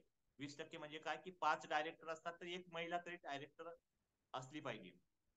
तर तसं त्या पद्धतीने तुम्ही करा. सर्व 10 व्यक्ती एकत्र 10 महिला घेऊन सुद्धा आपण कंपनी तयार करू शकतो, किंवा 2 किंवा 3 महिला, एक महिला आपण घेऊ शकतो. तर किमान एक महिला तरी घ्यायला पाहिजे. ऑडिट कंपल्सरी आहे का? हो सर. आपण शाळेत जातो तर आपण परीक्षा देतो, परीक्षा दिली, पास झालो तर आपण पुढच्या वर्षात जातो. सेम प्रकार कंपनी ऍक्ट मध्ये असतो. कंपनी तयार झाली की तुम्ही वर्षभरामध्ये काय काय काम केलं, समजा तुमच्या कंपनीमध्ये किती पैसा आला, किती पैसा गेला, खर्च काय झाला, नफा किती झाला, तोटा किती झाला, याला आपण ऑडिट म्हणतो. आणि हे ऑडिट केलं तरच आपल्याला समजतं की ते कंपनीची प्रगती काय आहे. त्यामुळे आपल्याला ऑडिट कंपल्सरी आहे, आणि ऑडिट केल्यामुळे आपल्याला फायदे होतात. आपली कंपनीची गुणवत्ता आपल्याला कळते, किंवा आपल्याला ज्यावेळेस आपण शासकीय योजना घेतोय तर त्यावेळेस आपल्याला ऑडिट कंपल्सरी असतं. 1 वर्षाचं किंवा 3 वर्षाचं ऑडिट असेल तर आपल्याला त्या योजनेचा लाभ मिळत असतो. त्यामुळे तुम्हाला जर समजा कंपनी मोठी करायची आहे, शासनाचा बेनिफिट पण घ्यायचा आहे, तर ऑडिट कंपल्सरी आहे. अजून योगेश सर, तुमचा काय प्रश्न विचारा. नमस्कार सर, आणि नमस्कार सगळ्यांना. सर, बोला. ऍक्च्युली माझा प्रश्न असा आहे की मी इंडिव्हिज्युअल लेवलवर मला बिझनेस स्टार्टअप करायचा आहे. तर आजचा जो आपलं सेशन झालंय हे म्हणजे आपलं FPC संदर्भात झालंय. तर इथून पुढे जी माहिती वगैरे आपल्याला मिळेल तर ही FPO च्या रिलेटेडच असेल की इंडिव्हिज्युअल मध्ये सुद्धा माहिती असेल? इंडिव्हिज्युअल मध्ये पण असते. FPC हा एक पर्याय आहे. कृषी विषयक जर काही कामं करायची आपल्याला, कृषी विषयक क्षेत्रामध्ये आपल्याला बिझनेस करायचा आहे, तर FPC हा बेस्ट पर्याय आहे. म्हणजे शासनाच्या ज्या काही योजना अनुदान आहेत त्या FPC ला जास्त आहेत, किंवा बऱ्याचशा गोष्टींना प्रायोरिटी असते. त्यामुळे आपण हा आजचा सेशन पूर्ण FPC वर घेतले जातात. परंतु वैयक्तिक लेवलला तुम्ही करू शकत नाहीत असं नाही. प्रत्येक व्यवसाय, जेवढे मी तुम्हाला आता उद्या काही व्यवसाय सांगणार आहेत, साधारण 50 प्रकारच्या व्यवसायांची आपण माहिती करून घेणार आहोत. तर प्रत्येक व्यवसाय हा इंडिव्हिज्युअल पण करू शकतो आपण, आणि फार्मर प्रोड्युसर कंपनी रिलेटेड करू शकतो. तुम्ही बघताना जर समजा तुम्हाला इंडिव्हिज्युअल काम करायचं आहे तर तुम्ही इंडिव्हिज्युअल पण करू शकता. त्या रिलेटेड सुद्धा तुम्हाला तशीच माहिती मिळेल. बऱ्याचशा ओके. योजना अशा आहेत की ते इंडिव्हिज्युअल पण आहेत आणि FPC ला पण आहेत. पण FPC असेल तर त्याला जास्त योजना मोठ्या आहेत. त्यामुळे तुम्ही जर समजा वैयक्तिक लेवलला जरी काम करणार असाल तरी तुम्हाला शासनाच्या योजना पण मिळतील, आणि तुम्हाला पुढच्या सेशन मध्ये माहिती पण मिळणार आहे. धन्यवाद सर. ओके. त्याच्यानंतर एका चॅट मध्ये एक प्रश्न विचारला होता एका व्यक्तीने की शासकीय योजना आपल्याला केव्हा मिळू शकतात. आता एखादी कंपनी तयार झाली तर किमान 1 वर्ष कालावधी सुद्धा आपल्याला आवश्यक आहे.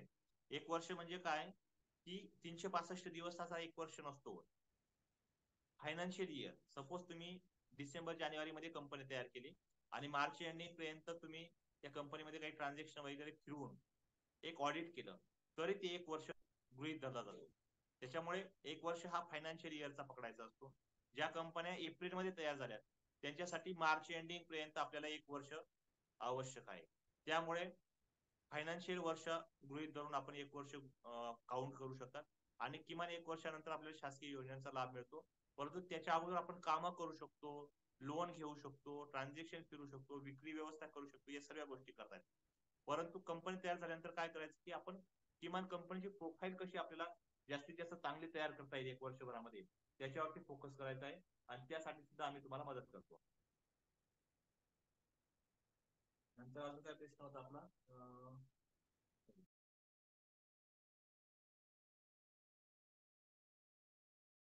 सहीचे अधिकार कोणाला ठेवले पाहिजे? लेडीज असेल तर शासकीय फायदा जास्त होऊ शकतो. सहीचे अधिकार कोणत्याही 2 संचालकांना ठेवायचे, जे आपले 5 संचालक आहेत त्यापैकी 2 संचालकांना, आणि लेडीज असेल तर निश्चितप्रमाणे जे काही शासनाचे निकष असतात त्यामुळे आपल्याला लेडीज असणं गरजेचंच आहे.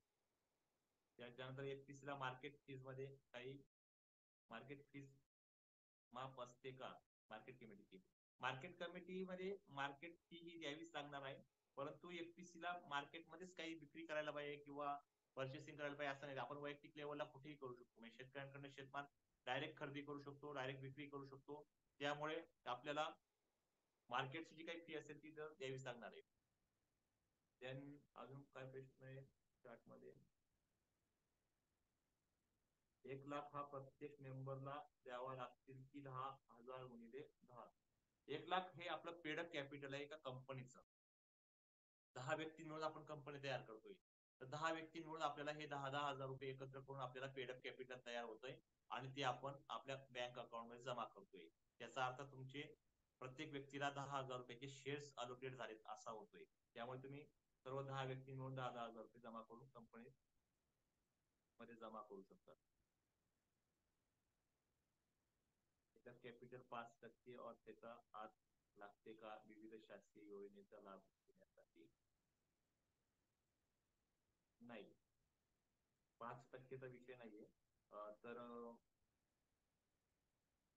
आता सपोज तुमची एखादी स्मार्ट शहराची योजना आहे, 3 करोड रुपये तर तुमचं प्रोजेक्ट असेल, परंतु तुमचं जर समजा पेडअप कॅपिटल हे 15 लाख किंवा 20 लाख रुपये असेल तरी तुम्हाला त्या योजनेमध्ये लाभ मिळतो, काही अडचण नाही. पेडअप कॅपिटल हे नंतर वाढतात. सुरुवातीला आपण कंपनी तयार करत असताना 1 लाख ठेवतो, परंतु इतर शेतकऱ्यांना पण आपण सभासद करून घेणार आहोत. त्याच्या माध्यमातून सुद्धा आपल्याला ते पेडअप कॅपिटल वाढत जाणार आहे. किंवा इतर जे काही संचालक आहेत त्यांना पण आपण ते पेडअप कॅपिटल वाढवून घेऊ शकतो. हा पुढचा विषय आहे. त्या रिलेटेड सुद्धा तुम्हाला गायडन्स आमच्याकडनं मिळतं. गिरीश सर विचारतात की ऑडिट साठी किती खर्च येतो? ऑडिट आणि इतर सर्व कंप्लायन्सेस असं वर्षभराचा खर्च साधारणतः 20-22 हजारापासून तर 25,000 रुपयापर्यंत वर्षभराचा खर्च असतो, कंप्लायन्सेस आणि ऑडिट वगैरे या सगळ्या गोष्टींचा. ओके, अजून कोणाचा काही प्रश्न आहे का? चॅट बॉक्स मध्ये विचारू शकतात किंवा डायरेक्ट प्रश्न विचारा. ओके, अजून काही प्रश्न आहेत कोणाचे? ज्यांना कंपन्या तयार करायच्या आहेत ते आमच्यासोबत मदत करू शकतात. ज्यांच्या ऑलरेडी कंपन्या आहेत त्यांना सुद्धा आमच्यासोबत सभासद होऊन पुढे ती कंपनीची डेव्हलपमेंट करता येऊ शकते. याच्यामध्ये बरेचसे विषय आहेत. अजून वैयक्तिक लेवलला कोणाला समजून घ्यायचे असतील तर ते वैयक्तिक संपर्क करून सुद्धा विचारू शकतात. तर आजचं सेशन आपण या ठिकाणी थांबवत आहोत. उद्या आपण बघणार आहोत साधारणतः 50 प्रकारचे कोणकोणते व्यवसाय आहेत जे ग्रामीण भागेमध्ये, शहरी भागेमध्ये आपल्याला करता येऊ शकतात, कमी खर्चामध्ये करता येऊ शकतात. ज्यांनी 10 दिवसाचं हे प्रशिक्षणामध्ये रजिस्टर केलेलं नाहीये त्यांना ही लिंक येणार नाही उद्याची. ज्यांनी रजिस्टर केलेलं आहे त्यांच्यासाठीच हे ट्रेनिंग असणार आहे. त्यामुळे ज्यांनी केले नाही त्यांनी आज रजिस्टर करून घेऊ शकतात. त्यांना उद्याच्या पुढच्या 8 दिवसाचा वेगवेगळ्या विषयांची माहिती मिळू शकते. ओके, तर आजचं सेशन आपण या ठिकाणी थांबवत आहोत. सर्वांचे धन्यवाद. आपण सर्व 1 तासापासून उपस्थित झालेत. सर्व शासकीय योजना वगैरे ह्या सगळ्या गोष्टींची माहिती सुद्धा आपल्या पुढच्या सेशन मध्ये मिळणार आहे. तर पुढचे 8 दिवसामध्ये 8 विषय खूप महत्वपूर्ण आहेत. ज्यांना समजून घ्यायचे असेल त्यांनी समजून घ्या. ज्यांना रजिस्टर करायचं असेल अजून ट्रेनिंग मध्ये त्यांनी रजिस्टर करून घ्या. आपण आजचं सेशन या ठिकाणी थांबवत आहोत. धन्यवाद, नमस्कार.